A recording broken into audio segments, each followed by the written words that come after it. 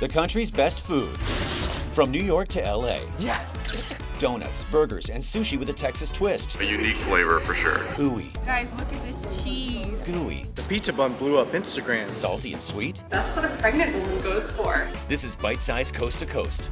First up, seafood in Texas.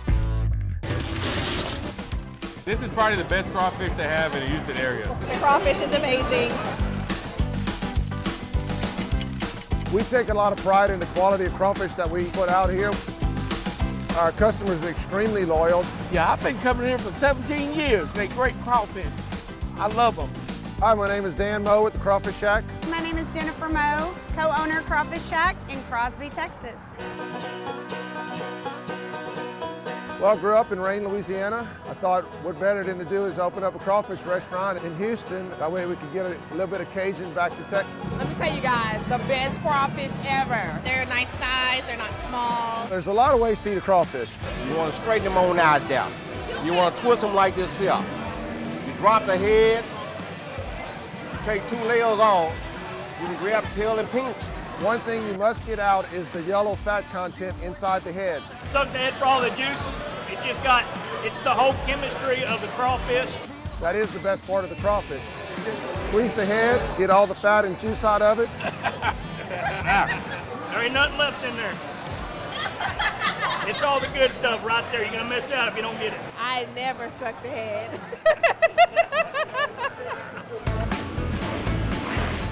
Seasoning is probably the #1 thing that contributes to our success. You pick up a lot of different spices. It's hot but not too hot, so it appeals to a wide range of people.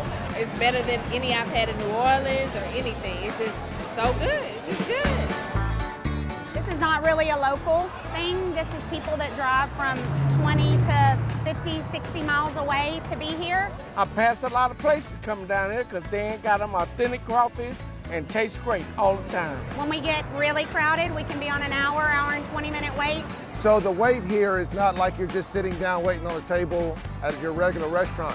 They can bring in any alcohol. You're out there drinking your own beer, listening to music, hanging out with your buddies. They really feel like it's a backyard party. We come here, we have drinks and talk and get together, and we make it an event. Working with my husband is great. We're very strong in a lot of areas, but we both have areas that we are more passionate about. Have a good evening. Thank y'all. He handles the whole front of the house, which is everything to do with the customers. And then I handle all the back of the house. The kitchen, the purgers, the cooks. When Dan came to me about opening his own restaurant, I thought he was crazy. You want a medium? He left a very stable job to pour a lot of money into a dream. Our first year was terrible. I thought maybe I had really messed up. Originally, the restaurant was planned to be a drive-through only, but as we opened, people began asking us to open tables, so we just kept growing. It's good. The crawfish is amazing. We've been coming here every year for the past 4 years, and we wouldn't change it. They're absolutely worth the drive, and just a crawfish fan. Yeah, a lot of people say that when they mention Crosby, first thing that comes to mind is Crawfish Shack. It's pretty rewarding. And there's your crawfish. Real good. From seafood in Houston to a burger with a bun like no other in LA. One of our foods growing up is obviously burgers and kind of like the frozen Tostinos pizzas that you get. And so it was kind of an idea of just combining 2 childhood things together that kind of go.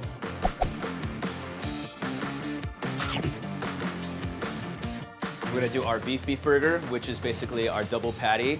It's about 2/3 pound of meat, classic setup with cheese, pickles, onions, and ketchup. And then we're gonna throw our pizza-style pizza bun right on top. So what we start with first is we have a nice classic sponge bun. What you do is basically invert it. So the top will come the bottom, and then the bottom will become the top. So we take the bottom bun, put a little bit of our house pizza sauce on it that we make. Take a slice of Munster cheese, which is like a soft white cheese. Take a handful of low moisture mozzarella. We have these little pepperonis that we cut in house. Throw in our little magic oven for like 450 degrees, about 5 minutes. Season our patties with just a little bit of salt and pepper.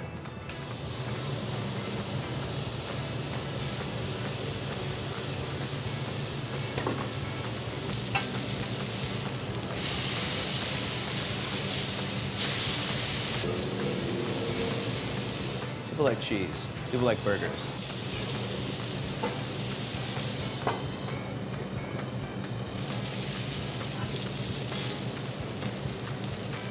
So we got our nicely toasted bun. We take our house sriracha ketchup. We have our 2 patties. Some house dill pickle. Shaved white onion.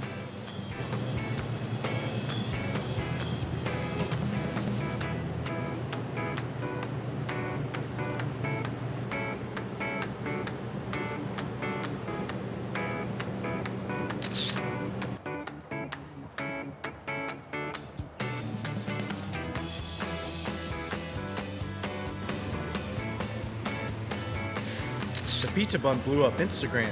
We're more famous than Kim Kardashian in that department, so. Still to come, Indian food at a gas station? This is gonna make LA traffic so much better. And the gooeyest grilled cheese ever. It's savory, is it sweet? That's the donut grilled cheese. You're watching Bite Size Coast to Coast. Next stop, Chicago.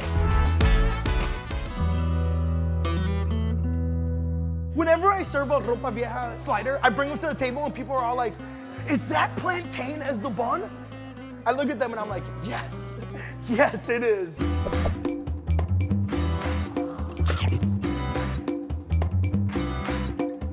What's up everybody? My name is Juan Elias Riesco and my family and I together, we own Nini's Deli. It's located in Westtown, which is a neighborhood just a little bit north of downtown Chicago. So here I have the slow-cooked shredded chicken empanada with the cucumber salsa. My dad is born in Cuba. My mom is born in Mexico. So our menu reflects Cuban culture with Mexican roots, and we kind of brought it all together to make our own style of Latin cuisine. Order up. Traditionally, in like a more classic Cuban kitchen, ropa vieja is served on a plate, but here at Nini, we serve it on a plantain. In Chicago, we call them jibaritos. All of the ropa vieja sliders first start off with the plantain. We fry them all fresh to order every time. All of our sandwiches have omelets in them. We fry it on the grill, and then we throw some cheese in the middle. Ropa vieja, the traditional Cuban shredded beef, right on top. And then we put the homemade chipotle mayo. We top it up with some mojito sauce, which is our homemade garlic vinaigrette, goes right on top. And these bad boys are ready to be served. It's like a little bite of heaven. Super good. Full yet? We're headed to LA for some of the best Indian food in an unlikely spot. So we're in Los Angeles, California, shooting for Localish, filling up the Mommobile with gas, and I'm a little hungry. So I smell some Indian food coming out of this gas station, and whenever I smell Indian food, I gotta explore the situation. Some people asking how come Indian food in gas station. We never heard that. They are very surprised for that. But Bombay Frankie is Bombay wrap, and back home tell Frankie, so we give them name Bombay Franklin. Usually when you come to a gas station, you get your snacks, you get your soda, and maybe some cigarettes. Hope not. But here, you can get some Indian food. Not just any Indian food. This isn't stuff you're putting in the microwave. This is fresh made Indian food in a gas station. And they've got some classics here. Chicken tikka, they've got paneer, they've got some vegetarian options. But the trick here is they make fresh naan, they put all the stuff inside, and they wrap it up into a burrito so you can take it on the go. It's the perfect food to be stuck in traffic with. Let's check out what they've got. Mostly some people, they use microwave, but here all fresh cooking. We cook everything in front of the customer. When order comes, we make a fresh naan and then a fresh warm up food. Tandoori oven is the oven for Indian food. They make a bread in there, cook chicken in there, fish in there. We sell the garlic naan, plain naan.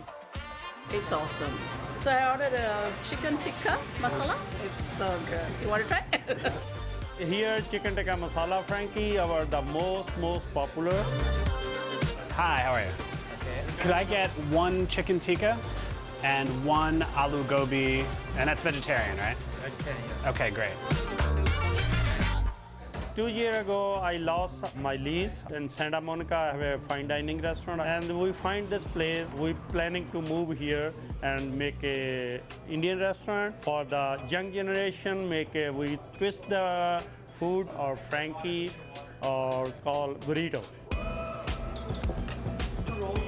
Okay, finally we got our sandwich. We're gonna go eat it in the car because we're busy. This is Los Angeles. I don't have time to sit around in a gas station. I gotta eat on the road. Gonna try the chicken first. This looks pretty good. Ooh, wow. That's way better than anything you can get drive-through. Very tender chicken. The sauce is like really creamy and rich. This is gonna make LA traffic so much better. If you're here, go check out the Bombay Franklin company. Support a local business that's doing something interesting and trying to make gas station food a little more exciting. Donuts and grilled cheese meet in this heavenly mashup. It's like the perfect combination. And later, 2 pounds of steak, 5 pounds of fries. could you eat all of this in 30 minutes? All right, guys, it's time. It's bite-sized, coast to coast. Eaters, are you ready? You're watching Bite-Sized Coast to Coast. Next stop, New York City. It's not a donut, it's not a grilled cheese, it's a donut grilled cheese. Only at Clinton Hall in New York.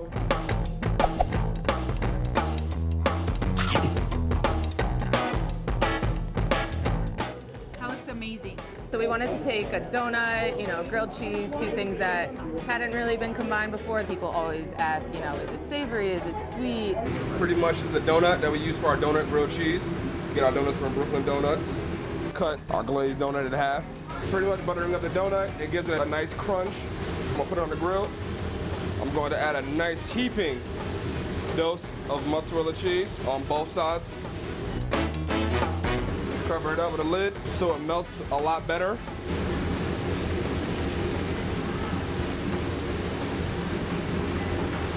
Then we're gonna add a tomato sauce or a tomato soup. That's the donut grilled cheese. Oh my God, that cheese looks so good. Can we take it off? Grabbed some donut and I'm gonna try to grab some cheese. It looks so good. Maybe I'll dip it into the sauce to see how it tastes first, like a grilled cheese or a donut. It's really good. So it's salty and sweet, if that makes sense. It's like the perfect combination. They didn't put like a bowl, they put a pot, an actual pot. It's really cute. Guys, look at this cheese. Cheers. Please. So this is a tomato sauce that we dipped in, and then look at all this extra cheese. Jesus, oh my God.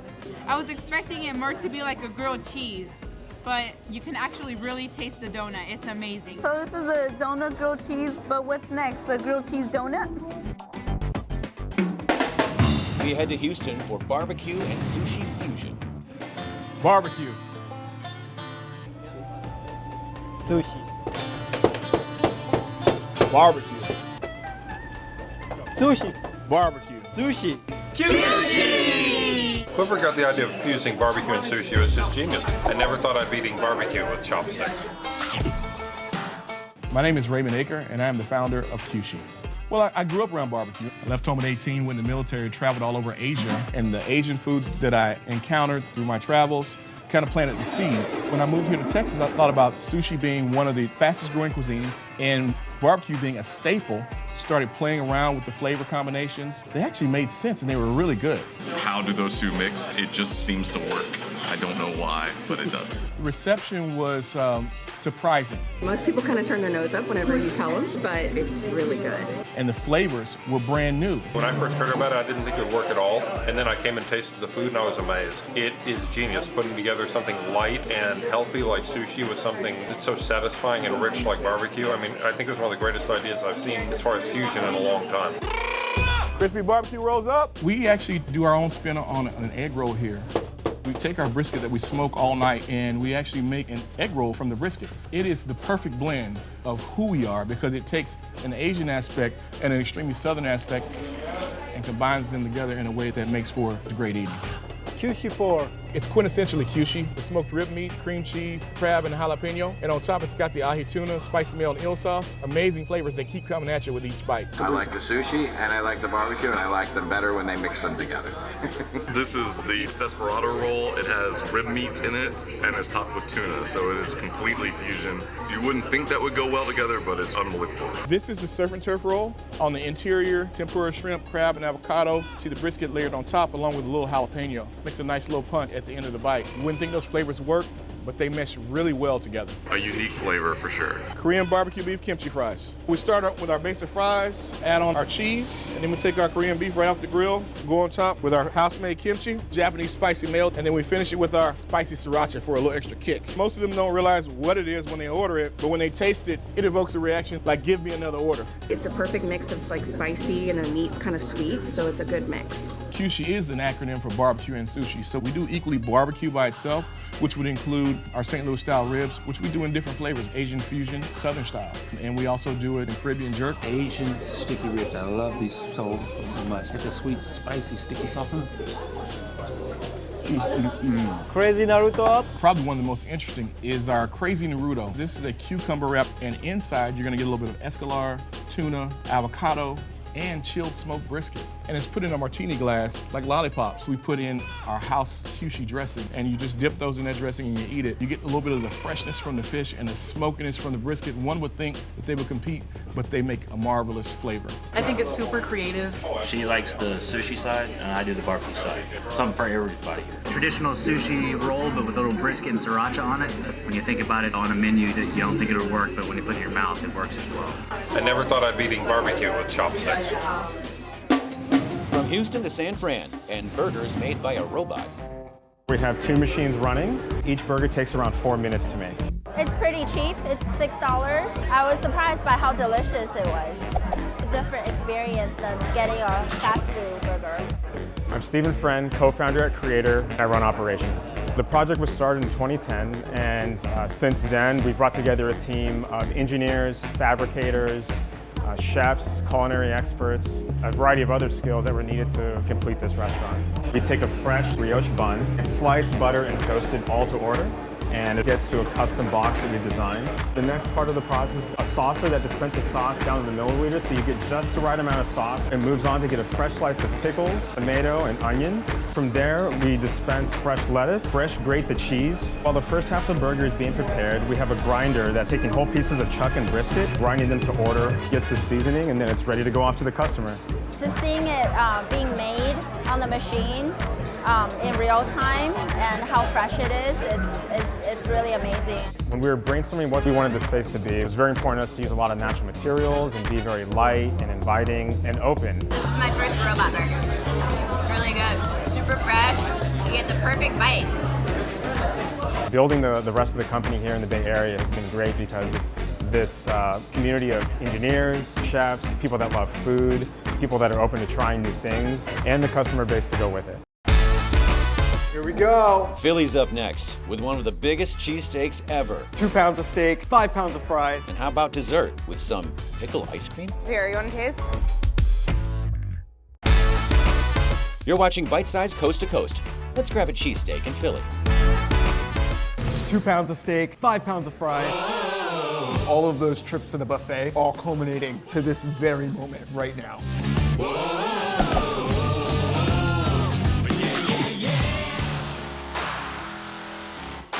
Nice, come to mama. All right, Yes. here we go. I'm Troy. I'm Michelle. And this is the Pudge's Cheesesteak Challenge. The Cheesesteak Challenge consists of one of our large 20-inch cheesesteaks, probably a little over 2 pounds of meat, and then a tray of fries, which consists of about 5 orders of fries, and then 1 fountain soda or lemonade. Diet Coke. I'm watching my calories. 30 minutes, no restroom breaks. You clean your plate, you win the prize, which is our jackpot. You know what I call this? This is child's play right here. Child's play. I call this an appetizer. You also get a free t-shirt and your meal's free. Please sign this waiver. Each time somebody enters the Pudge's Challenge and fails, we add $5 to the jackpot. And then when somebody wins it, we reset it down to $100, and then we start again. Eaters, are you ready? Yeah. Starting the timer. So far, so good. You're pretty quiet over there, Michelle. It's all about business. 26 minutes left. And how they doing? Pretty good. This is where we're at. This is my usual breakfast. I've seen all sorts of techniques. Dip the roll in the water. Guys are trying to shove as much in their mouth as they can. 2 forks, it's more efficient this way. 2 hands work better. Whatever helps you complete the challenge. There you go. My mouth's a little tired from chewing, but just gotta keep going. Just gotta keep going. I'm fine. I feel like the cheesesteak is getting smaller, but it's actually because the meat just keeps falling out onto my plate. He's throwing it off on purpose. I saw him. I feel the meat sweats coming on. All right, guys, it's time. Belt's coming off. Let's do it. As far as success rates go, I would say the people that try it have a good sense that they will be able to complete it. I'm not done yet. But still probably 30% success rate. A lot of the people get close. 3 minutes left. And some of the people barely make a dent. 5, 4, 3, 2, 1. Time's up, guys. You did not win. So clearly we did not finish the challenge, but I did hear that the record for this challenge was just under 13 minutes, and I don't know, I can't comprehend that. Can you? Insane. I'm gonna go home and take a nap. Most people think about cheesesteaks, they think about Philadelphia. However, we've stacked up against the best. Best of Philly, best of Philly, best of Monco, best of Philly. We're headed to the Big Apple for a sweet and sour dessert. Pickle ice cream, I kind of think of like, that's what a pregnant woman goes for. We wanted to do a unique dessert. No one had it, so we just kind of created it ourselves.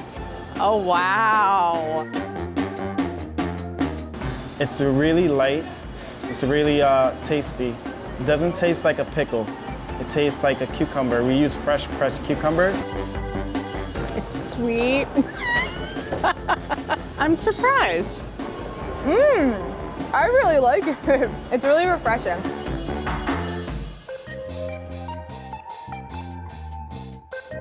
Here, you want to taste? Let me get this whole thing.